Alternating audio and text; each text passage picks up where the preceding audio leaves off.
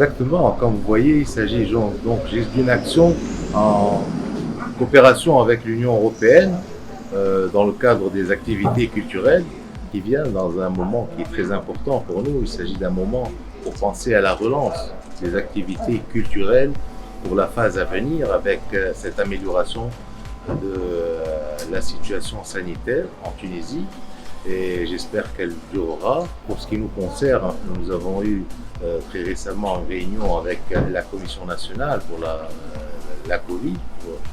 Et dans le cadre de cette réunion, il nous a été demandé de commencer à bien préparer toutes les activités culturelles pour la période estivale. Donc je pense aux festivals et à toutes les manifestations publiques ou privées également qui devraient se passer dans le respect du protocole sanitaire propre aux activités culturelles.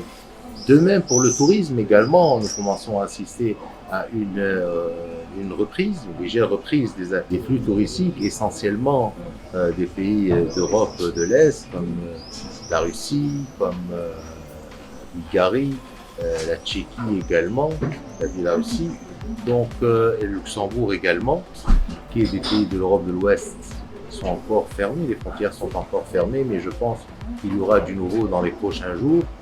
Et nous pensons qu'aujourd'hui, la Tunisie également est capable de recevoir ces touristes. Comme on l'a toujours dit, l'année 2021 pour le ministère du Tourisme, ce sera une activité, une année de relance progressive.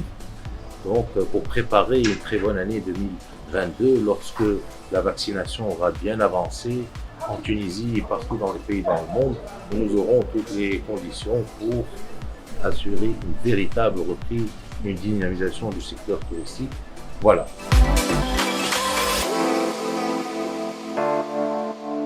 Nous avons aujourd'hui une certaine programmation aérienne pour les pays de l'Europe de l'Est. Pour les pays de l'Europe de l'Ouest, c'est un peu, les choses vont se voir dans les prochains jours parce que certains de ces pays vont se prononcer sur le classement des différentes destinations en fonction de leur situation sanitaire et de l'évolution de la vaccination. Et nous pensons être en mesure de recevoir les touristes comme chaque année. Ce ne sera pas une année record comme on pourrait le penser, mais pour nous, c'est essentiel que l'année 2021 soit une année de reprise et pour faire redémarrer progressivement l'activité touristique.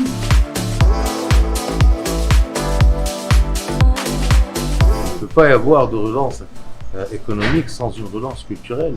Les activités culturelles sont des activités économiques également. Elles drainent des intérêts économiques également. Elles font travailler des gens, c'est des emplois.